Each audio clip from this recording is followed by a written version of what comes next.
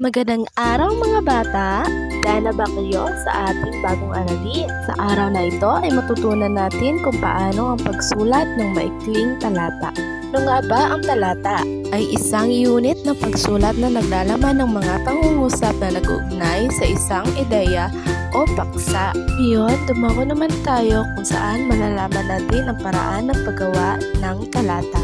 Na ay ang pumili ng paksa. Pangalawa, gumawa ng balangkas. Pangatlo, magsimula sa panimulang pangungusap.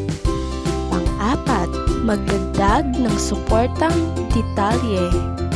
Pang-apat, tapusin sa isang pangwakas na pangungusap.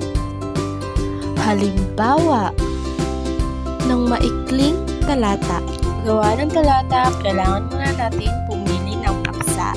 Mag-isip ng isang partikular na ideya o tamang gusto mong talakayin sa inyong talata. Pangalawa, gumawa ng balangkas. Sulat ang mga pangunahing ideya na nais mong isama sa talata. Gumawa ng malakas na panimulang pangungusap. Isama ang mga impormasyon, halimbawa o ebidensya na sumusuporta sa inyong pangunahing pangungusap. Ngayon, tapusin ang isang pangwakas na pangungusap. Ngayon, ito naman ang mga dapat tandaan sa pagsulat ng talata.